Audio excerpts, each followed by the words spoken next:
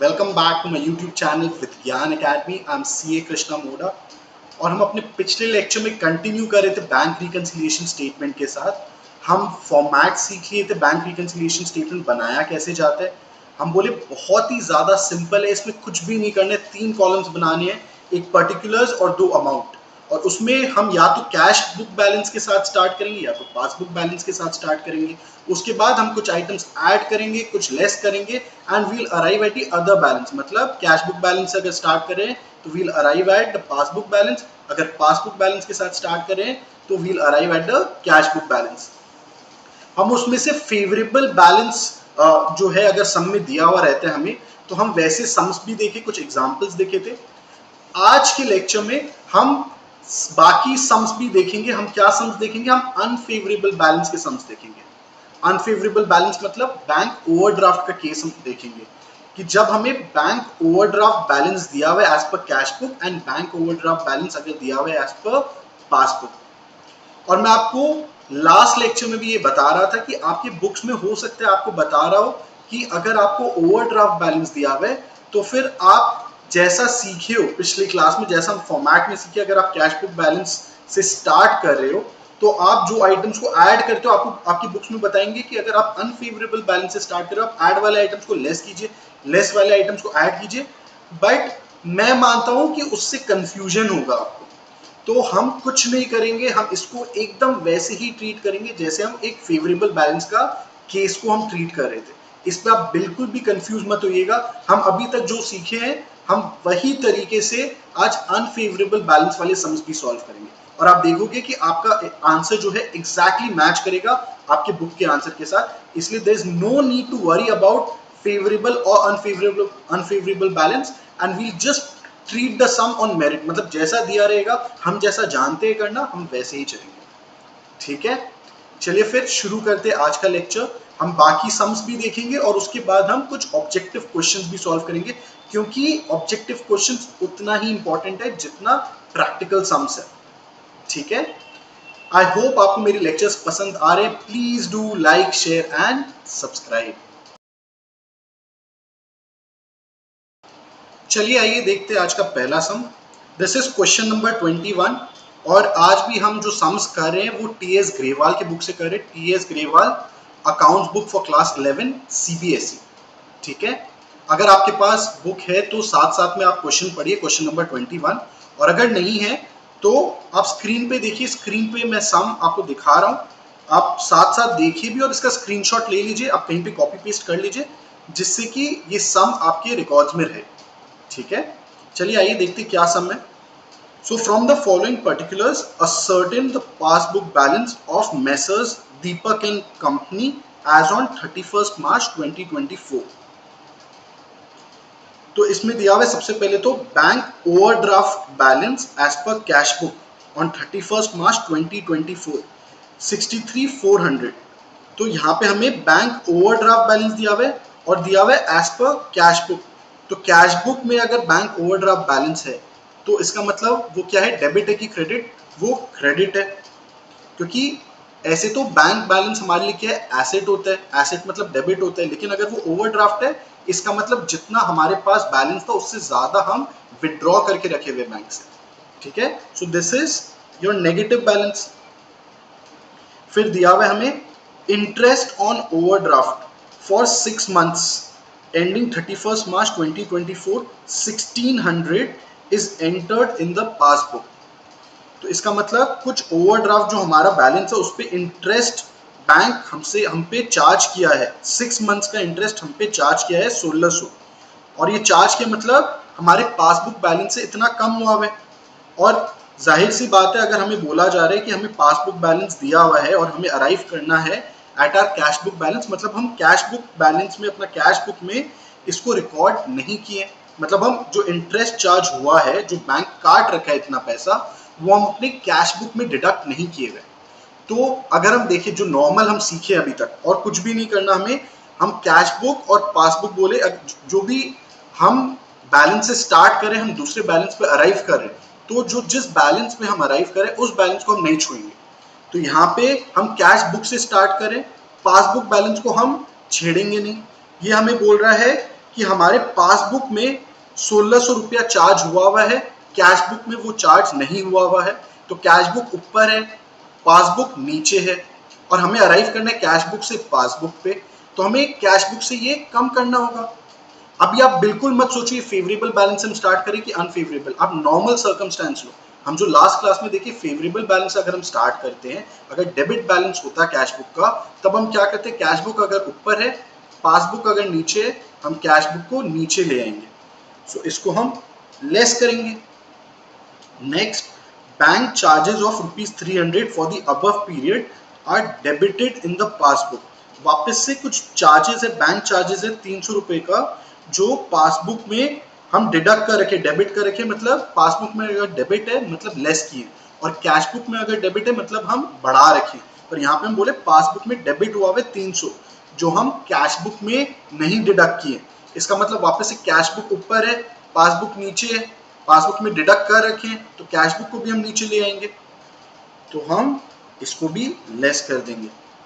Next, checks issued but not presented for payment before 31st March 2024 amounted to 11,680। तो check issued, हम बोले check issue का मतलब है चेक हम दिए हैं, किसी को हम चेक काट के हम पे किए हैं। तो check issued but not presented for payment, और नॉट प्रेजेंटेड फॉर पेमेंट हम सीखे थे लास्ट क्लास में।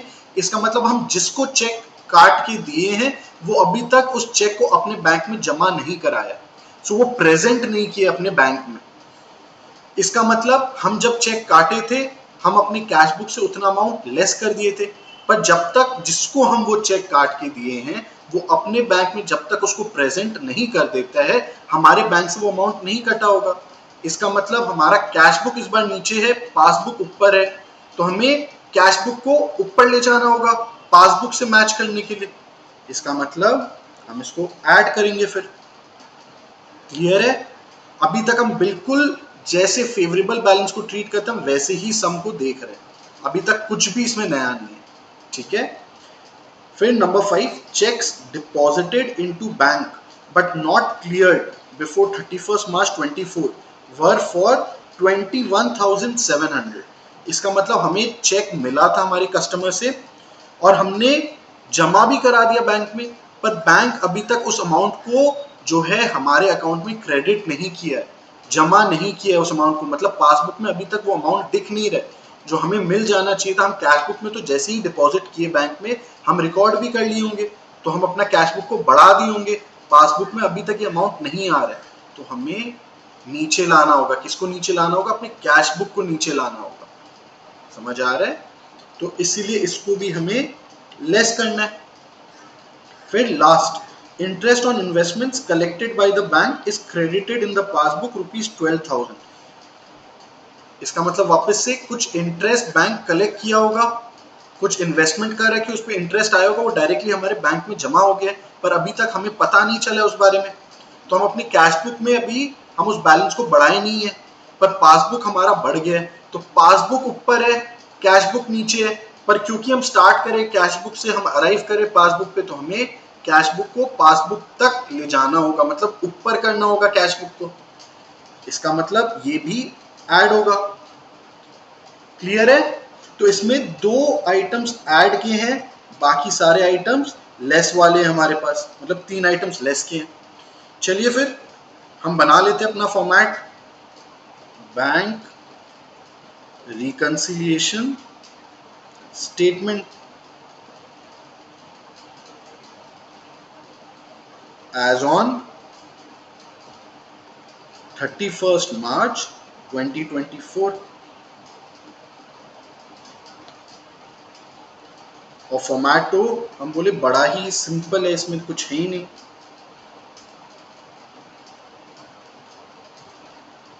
हमारे 3 कॉलम्स बस बना लेते हैं हम। सबसे पहले पर्टिकुलर्स, उसके बाद अमाउंट और फिर अमाउंट। तो इसमें आपको जो है ज़्यादा कंफ्यूज होने की कोई ज़रूरत नहीं है, चाहे वो फेवरेबल हो चाहे वो अनफेवरेबल हो, आप सम को ऐसे ही देखोगे कि हम स्टार्ट किस बैलेंस से कर रहे हैं, अराइव किस बैलेंस पे कर रहे हैं, और हम बस जैसे सीखे जो आइटम्स ऐड होंगे वो ऐड होंगे, लेस होंगे तो वो आइटम्स लेस होंगे। इसमें ये कंफ्यूज नहीं होंगे आप कि उसमें जो है वो फेवरेबल बैलेंस है कि अनफेवरेबल बैलेंस है, इतना हमें नहीं देखना है।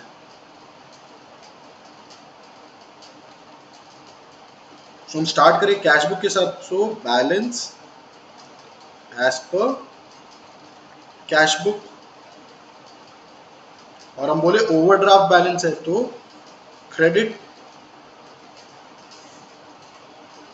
कितना है 63,400। बस हमें इतना करना है कि क्योंकि ये हमारे लिए क्रेडिट बैलेंस है तो हम इसको नेगेटिव दिखाएंगे, 63,400 नेगेटिव। बस इतना ही डिफरेंस है और कोई डिफरेंस नहीं है।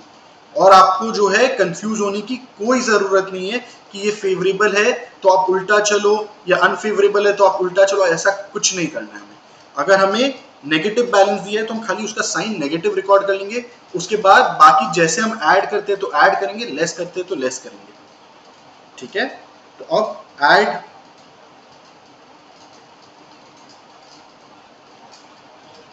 तो हम पहले ऐड वाले आइटम्स अपने लिख ले। दो ही आइटम है, cheque issued but not presented for payment 11,680, checks issued but not presented for payment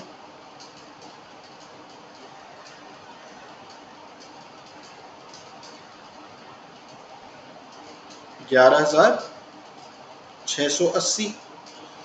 और नेक्स्ट है, ये था नंबर 4। नेक्स्ट है number 6, interest on investment collected by the bank is credited in the passbook.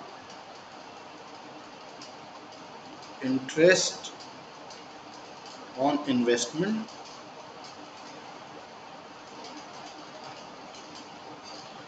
credited in the passbook।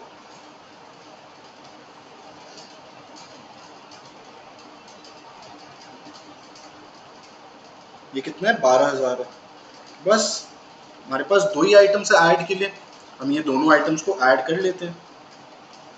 Add का भी हमारा जो है खत्म हो गया, वो 11,680 plus 12,000 23,680।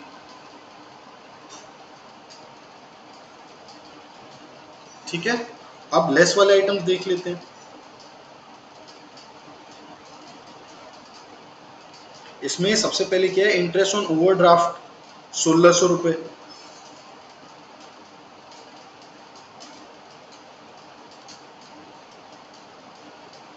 Interest on overdraft for 6 months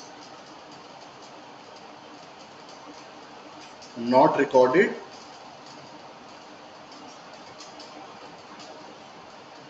तो ये 1,600 रुपए हम यहाँ पे दिखा देते हैं। फिर bank charges of 300 debited in passbook, तो bank charges debited in passbook 300 रुपए।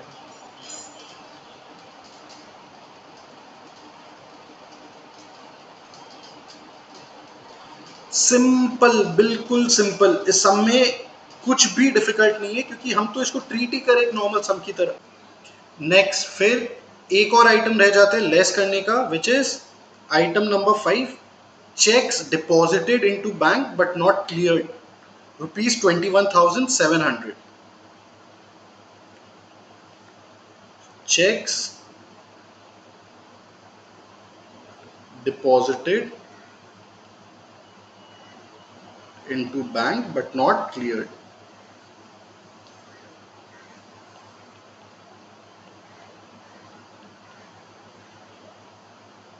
कितना 21,700।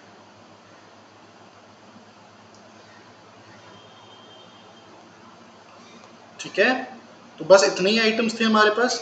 अब इसका भी टोटल कर लेते हैं, 1,600 प्लस 300 प्लस 21,700 23,600, ये हो गया हमारा लेस। देख लेते हैं फिर बैलेंस कितना निकल के आ रहा है 63,400, ये नेगेटिव है, प्लस 23,680 लेस 23,600,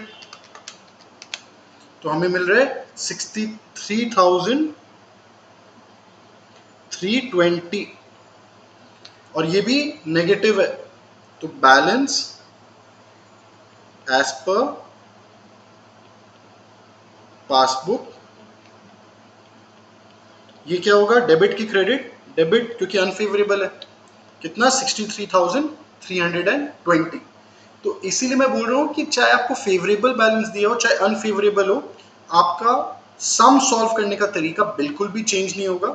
आप उस बुक को ऊपर नीचे कीजिए जिससे आप स्टार्ट कर रहे हो, और जिस पे आपको अराइव करना है आप उसको स्टैटिक रखिए उस बैलेंस को। और अगर वो अनफेवरेबल है तो बस इतना ही डिफरेंस है कि आप नेगेटिव अमाउंट से स्टार्ट करोगे, और अगर वो फेवरेबल बैलेंस है तो आप पॉजिटिव अमाउंट से स्टार्ट करोगे। इसके अलावा आप और कुछ भी चेंज नहीं करोगे, तो उससे कोई कंफ्यूजन नहीं रहेगा। आपकी बुक्स में क्या होगा, इसको पॉजिटिव करके दिखाएंगे, यहाँ पे क्रेडिट लिख के इसको पॉजिटिव दिखा देंगे, और फिर जितने भी ऐड वाले आइटम्स हैं हमारे वो लेस करेंगे, और लेस वाले आइटम्स वो ऐड करेंगे। तो उससे क्या है, वो कंफ्यूजन रह जाता है। मैं देखा हूं कि बच्चे कंफ्यूज जबरदस्ती का होते हैं। आप सिंपल यही प्रोसेस फॉलो करोगे, ठीक है। चलिए आइए फिर आज का दूसरा सम देख लेते हैं। इसमें हम पासबुक बैलेंस से स्टार्ट करेंगे। यह है क्वेश्चन नंबर 30। यहाँ पे दिया हुआ है bank overdraft as per passbook 16,500। फिर दिया हुआ है cheque issued but not presented for payment 8,750। तो अब हम पासबुक से स्टार्ट करें, अराइव हमें करना है अपनी कैश बुक बैलेंस पे। अब पासबुक में भी ओवरड्राफ्ट बैलेंस दिया हुआ है।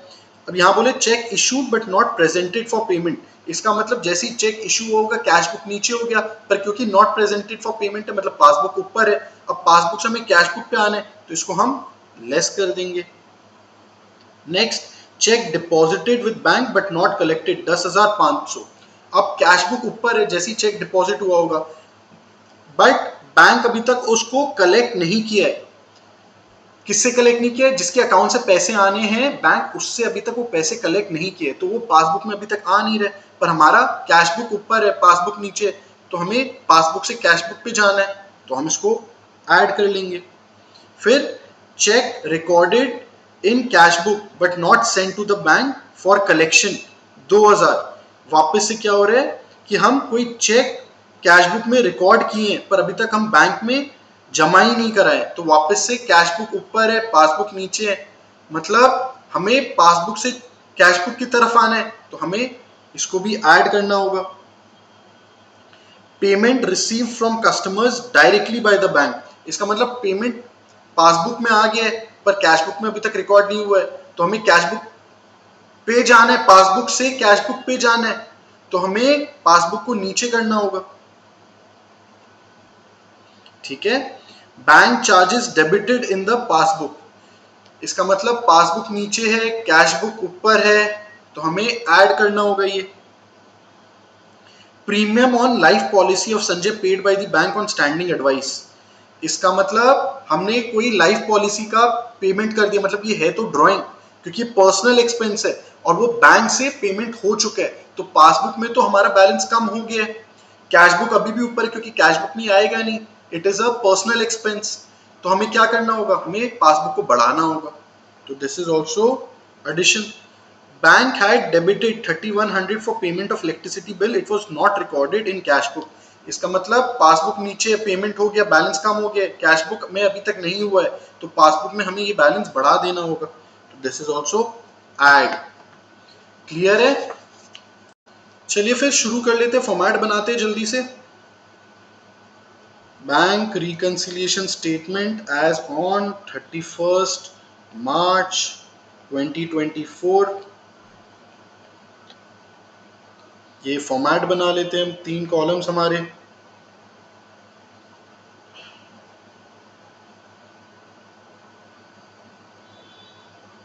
पर्टिकुलर्स,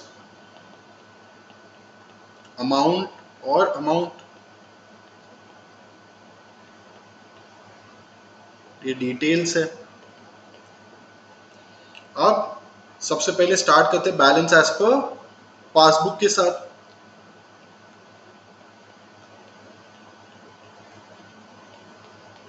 और इस बार ये डेबिट बैलेंस है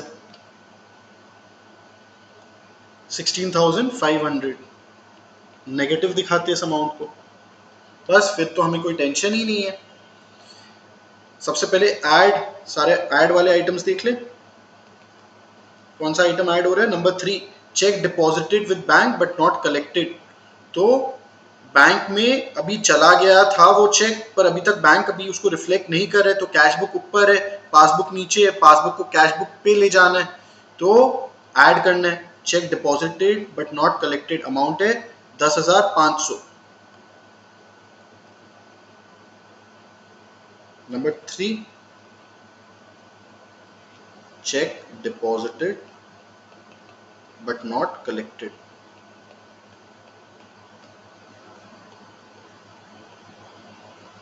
10,500। ठीक है, तो ये हो गया। Next, cheque recorded in the cash book but not send to the bank for collection, 2,000।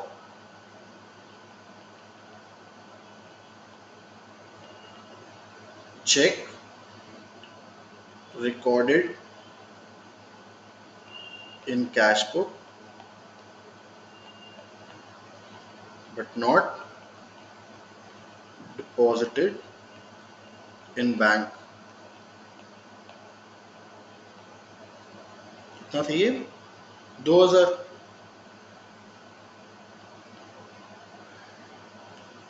फिर bank charges debited in the passbook, ये कितना है?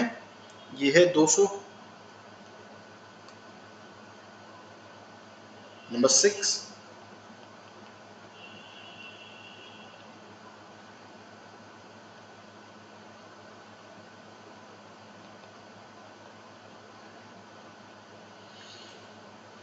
200। फिर premium on life policy of Sanjay paid by bank on standing advice, ये 1980।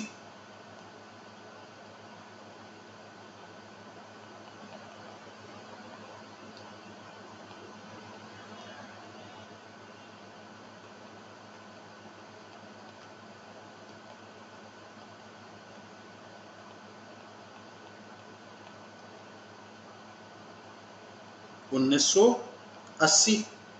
बस इतनी है हमारे पास ऐड वाले आइटम्स। नहीं, एक और लास्ट वाला, bank had debited 3,100 for payment of electricity bill.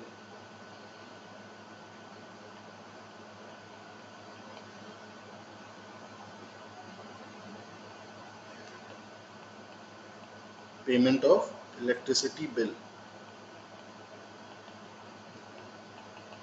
Not recorded in cash book.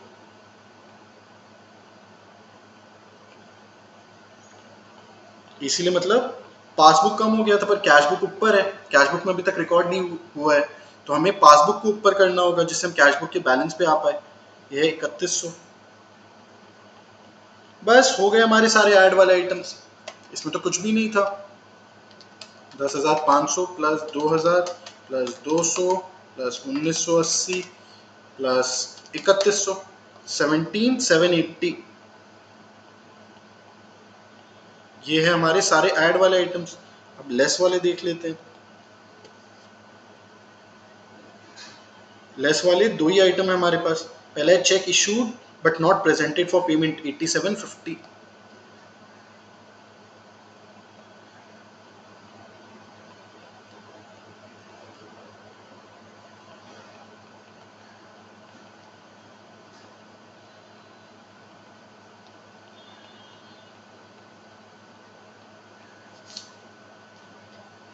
कितना था ये? 8750। फिर एक लास्ट आइटम क्या रह गया? Payment receive from customer directly by the bank, 3,500। और ये कौन सा नंबर है? ये है नंबर 5।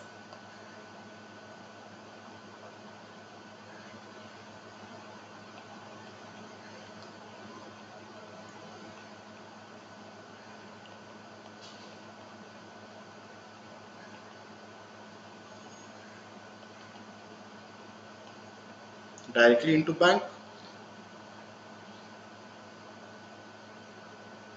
3500। बस अब इसको ऐड कर लेते हैं,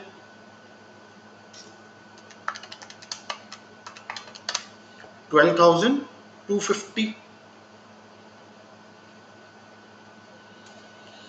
टोटल कितना निकल के आ रहा है? 16,500 plus 17,780 minus 12,250।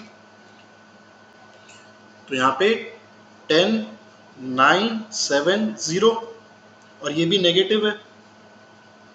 So this is our balance as per cash book.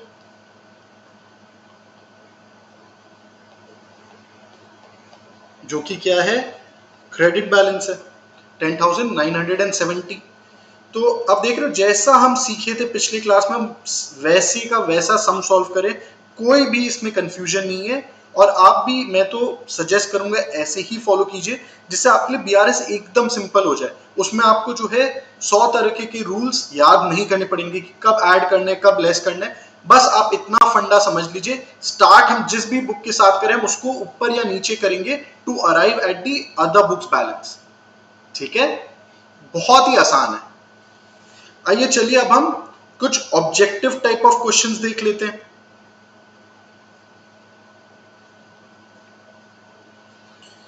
सबसे पहले ट्रू और फॉल्स। आपको दिख रही है कि मैं इसको थोड़ा सा बड़ा करूं? इसको मैं थोड़ा सा बड़ा कर लेता हूं क्योंकि मुझे लग रहा है, हो सकता है आपको नहीं दिख रहा हो।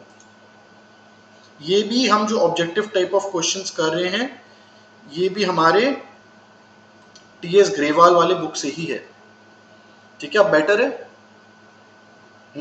चलिए फिर देखते हैं ट्रू और फॉल्स। सबसे पहले, bank reconciliation statement is prepared to reach the bank balance which is true. हम बैंक रिकंसिलिएशन स्टेटमेंट बना के क्या करते, एक बैलेंस से स्टार्ट करते और हम अराइव करते दूसरे बैलेंस पे। So this is true. फिर bank reconciliation statement is prepared by the bank and also the account holder, this is false. ये हम स्टार्टिंग में पढ़े थे कि बैंक रिकंसिलिएशन स्टेटमेंट तो सिर्फ जो अकाउंट होल्डर है वही बनाएगा, जो कस्टमर है वही बनाएगा। So this is false. फिर number 3, bank reconciliation statement is not part of the double entry system of accounting but is prepared from the books of account, this is true. हम इसको नहीं मानते हैं as part of the double entry system of accounting, but हम बनाते इसको कैसे? हम इसको बनाते कैश बुक बैलेंस को यूज करके, तो दिस इज ट्रू। फिर debit balance as per bank passbook means amount that can be withdrawn by the account holder, ये फॉल्स है। Debit balance as per passbook का क्या मतलब हो रहा है कि ये ओवरड्रॉन बैलेंस है। इसका मतलब ऑलरेडी हम जितना बैलेंस हम विड्रॉ कर सकते थे उससे ज्यादा हम विड्रॉ कर रखे। सो इसका मतलब तो ये नहीं है कि that can be withdrawn by the account holder, ये तो उल्टा है। So this is false. Next, if bank passbook shows credit balance and it matches with the balance as per cash book should show debit balance, ये सही है, true. क्योंकि दोनों balances opposite in sign होते हैं। अगर पासबुक में credit balance है मतलब फेवरेबल बैलेंस है, तो कैश बुक में डेबिट बैलेंस फेवरेबल होगा। सो this is true. Next, if balance as per cash book and passbook are the same, there is no need to prepare a bank reconciliation statement, false। अगर दोनों balances भी same है, पर ये जरूरी थोड़ी है कि दोनों में कुछ गलती नहीं है। अगर दोनों में सेम अमाउंट का गलती है, इससे तो दोनों बैलेंस मैच कर जाएंगे, पर उससे ये मतलब नहीं है कि हमारा जो ट्रांजैक्शन है सारा सही से रिकॉर्ड किया हुआ है। समझ आ रहा है आपको?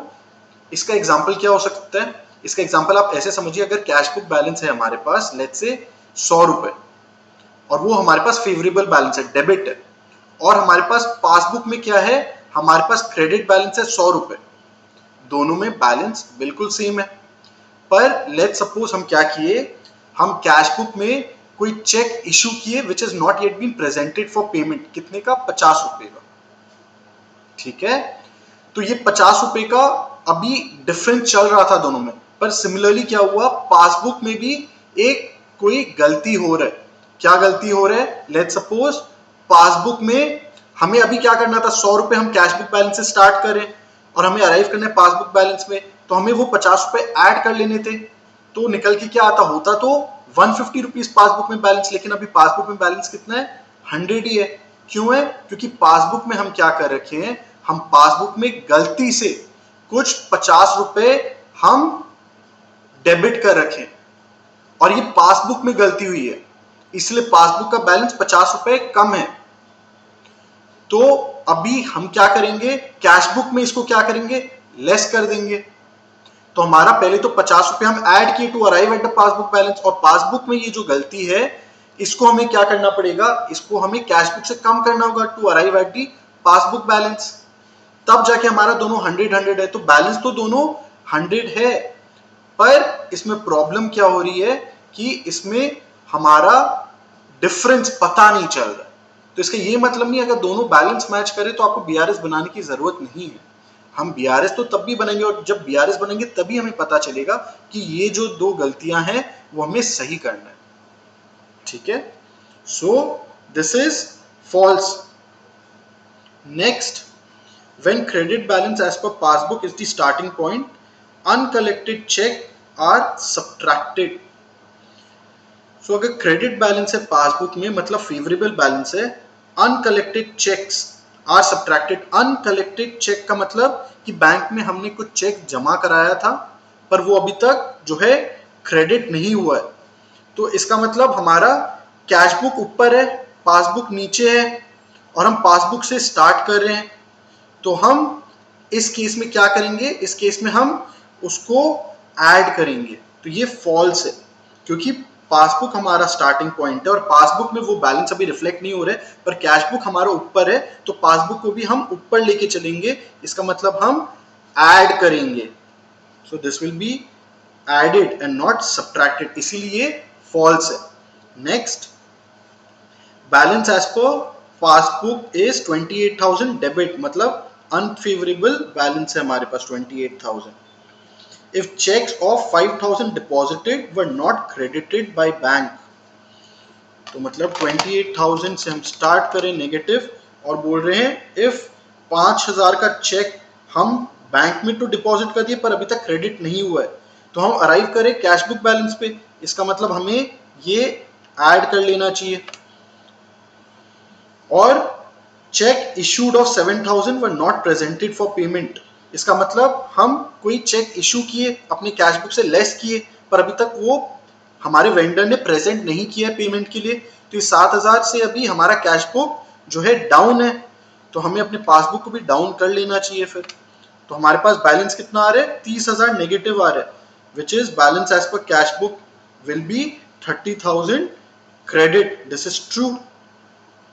आप भी अपने एंड पे कर रहे हो ना, तो आप नेगेटिव 28,000 से स्टार्ट कर रहे हो, ऐड कर रहे हो 5,000 तो नेगेटिव 23,000 हो रहा है, फिर आप लेस 7,000 कर रहे हो तो आपके पास नेगेटिव 30,000 आ जा रहा है। Next, balance as per cash book is 27,000 credit, ये भी नेगेटिव है। If cheques of 8,000 deposited are yet to be credited by bank, इसका मतलब 8,000 का कोई चेक हमें मिला पर अभी तक बैंक में वो अमाउंट रिफ्लेक्ट नहीं हो रहा है, तो इसका मतलब हम कैश बुक से पासबुक पे जा रहे हैं तो हम इस अमाउंट को लेस कर लेंगे। And cheques issued of 5,000 are yet to be presented, मतलब हमारा कैश बुक नीचे है, पासबुक ऊपर है और हम कैश बुक से पासबुक पे जा रहे हैं, तो हमें कैश बुक में ये अमाउंट ऐड कर लेना है, तो वापस से ये हम 5,000 ऐड कर लिए। So balance as per passbook will be 30,000 debit और हमारे पास आ रहे negative 30,000, so this is also true. फिर last, balance as per passbook is 31,000 debit, वापस से नेगेटिव है। If a direct deposit of 20,000 and bank charges of 1,000 are not recorded in cash book, तो पहले तो डायरेक्ट डिपॉजिट ऑफ 20,000 मतलब हमारा cash book नीचे है, पासबुक ऊपर है, तो हमें पासबुक को भी नीचे लेके चलना होगा, तो 20,000 हम लेस कर दिए। एंड बैंक चार्जेस ऑफ 1,000 मतलब हम लेस किए हुए थे 1,000 पर कैश बुक अभी ऊपर है, तो हमें इसको भी ऊपर करना होगा, मतलब 1,000 ऐड कर रहे हैं, तो 50,000 आ रहे हैं हमारे पास और ये नेगेटिव आ रहे हैं, तो this is negative 50,000 credit, so this is also true।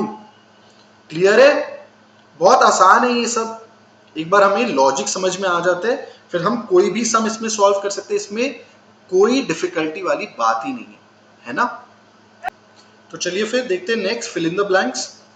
पहला, bank reconciliation statement is prepared to reconcile balance as per dash with balance as per bank statement. तो बैंक स्टेटमेंट के साथ हम क्या कंपेयर कर रहे हैं, हम कैश बुक कंपेयर कर रहे हैं, so answer is cash book.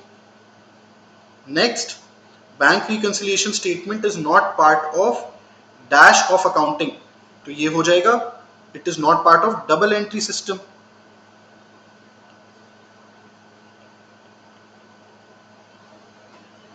ठीक है, फिर bank reconciliation statement is prepared bye, कौन बनाते हैं ये तो सिर्फ कस्टमर बनाते हैं या अकाउंट होल्डर बनाते हैं, बैंक नहीं बनाते ये।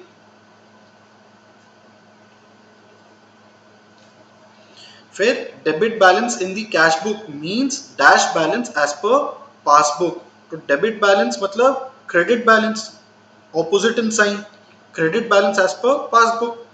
Next, credit balance in the cash book means debit balance as per passbook, opposite in sign, एकदम straight forward. Credit balance in passbook means dash balance as per cash book means debit balance, तो वापस से debit और फिर debit. Next, debit balance as per passbook और bank statement means credit balance as per cash book, वापस से opposite in sign. ये सब एक ही टाइप के सम क्वेश्चन है। Next, bank statement shows debit balance of 85,000 मतलब negative, a cheque of 20,000 was issued which is not presented for payment. हम स्टार्ट कर रहे हैं पासबुक के साथ नेगेटिव 85,000 और यहाँ पे कोई चेक है issued but not presented for payment, मतलब हमारा कैश बुक कम है, कितना से कम है 20,000 से, तो हम इससे बैलेंस कम कर देते हैं क्योंकि हमें पासबुक से कैश बुक की तरफ जाना है। Also cheque of 15,000 were deposited which have not been credited to the account, इसका मतलब 15,000 का हम जो है चेक डिपॉजिट कर दिए थे बैंक में पर अभी तक क्रेडिट नहीं हुआ है, तो हमारा कैश बुक ऊपर है पासबुक नीचे है, तो पासबुक को हम बढ़ा देते हैं plus 15,000।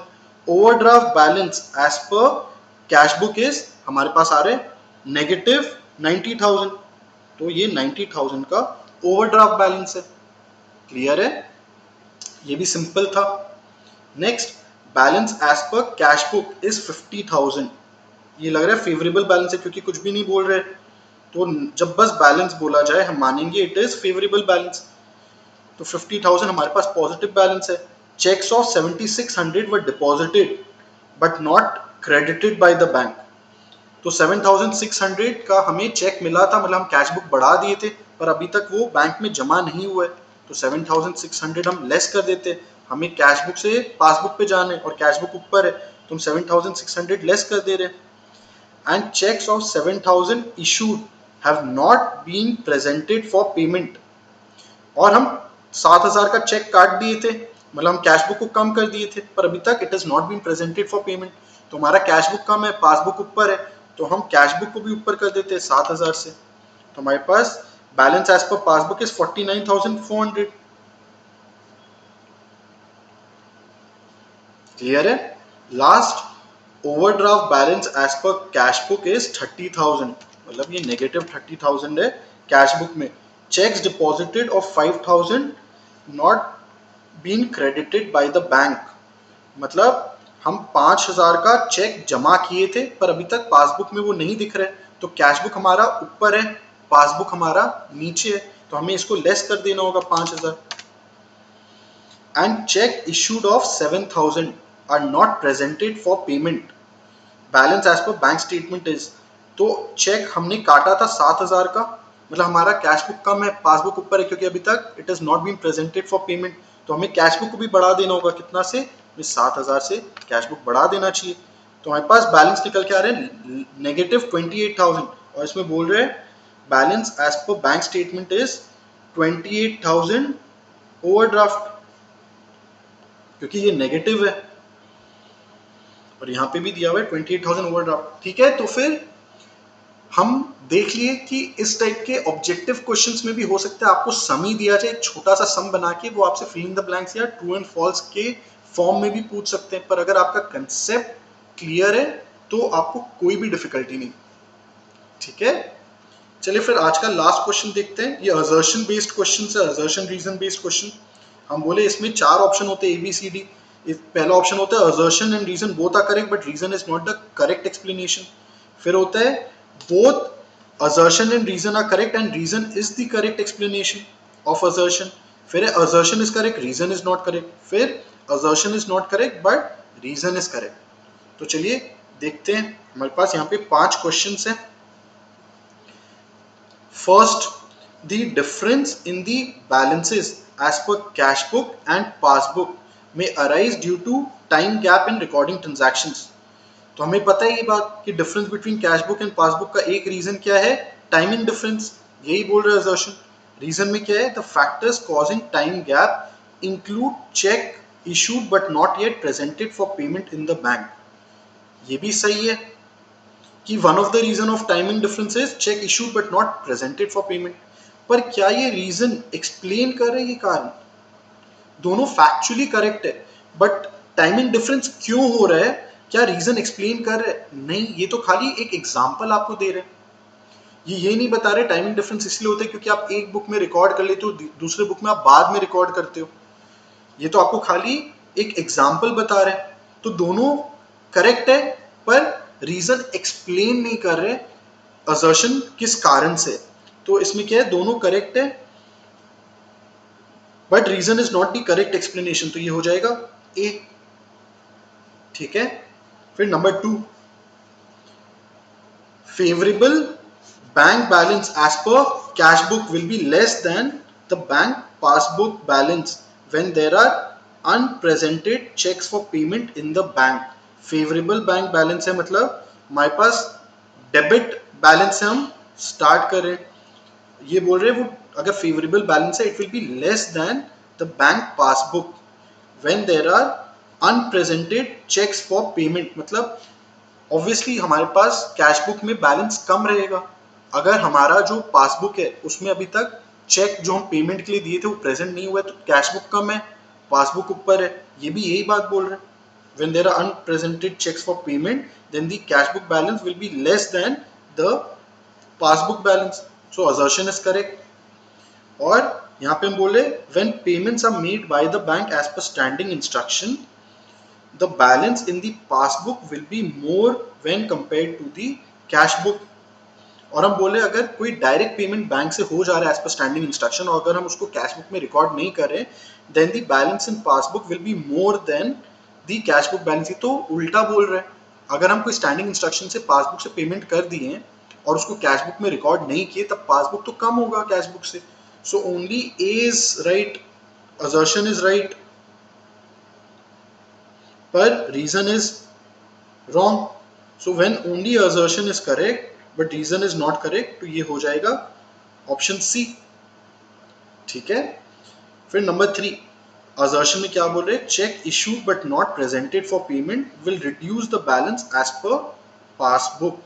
Check issued but not yet presented for payment will reduce the balance as per passbook. ये तो गलत है, it will reduce the balance as per cash book. और रीजन क्या है, cheque deposited into bank but not collected will result in increasing the balance of cash book when compared to passbook। This is true। check deposited into bank but not collected मतलब cash book में record कर लिए पर अभी तक bank में वो reflect नहीं हो रहा है। It will result in increasing cash book when compared to passbook। So खाली इस केस में रीजन सही है और हमारे पास assertion गलत है। तो ये ऑप्शन कौन सा होगा, ये ऑप्शन होगा D, assertion is correct, assertion is not correct but reason is correct। ठीक है, फिर number 4, overdraft balance as per passbook means negative balance as per passbook. Overdraft का मतलब ही नेगेटिव होता है, सो दिस इज करेक्ट। और रीजन में दिया हुआ है overdraft balance is treated as negative figure in bank reconciliation statement.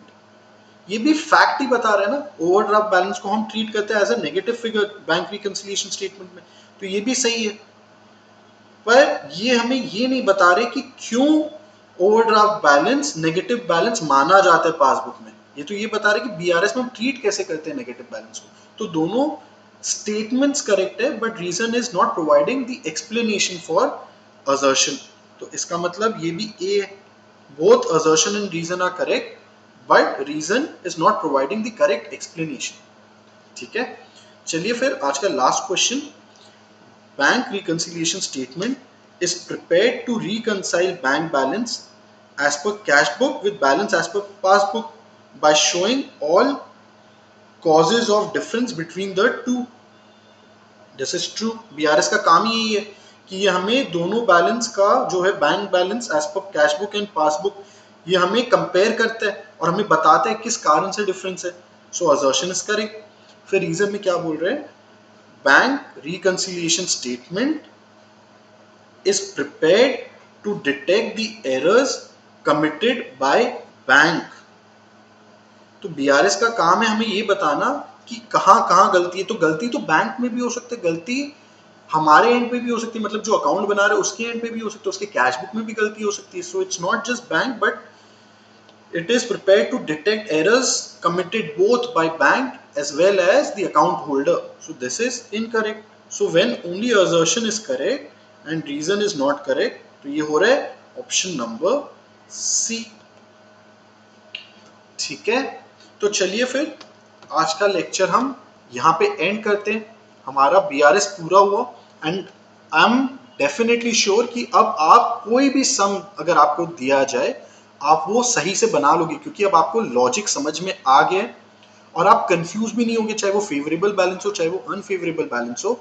आप तो सम जैसे सीखे हो करना वैसे ही करोगे। अगर आप कैश बुक से स्टार्ट कर रहे हो और पासबुक पे अराइव कर रहे हो तो आप कैश बुक को ऊपर नीचे करोगे so that you can arrive at the passbook balance. और अगर आप पासबुक से स्टार्ट कर रहे हो और कैश बुक पे अराइव कर रहे हो तो कैश बुक को हम स्टैटिक रखेंगे और हम पासबुक को ऊपर नीचे करेंगे to arrive at the cash book balance. Clear है? चलिए फिर हम यहाँ पे एंड करते हैं।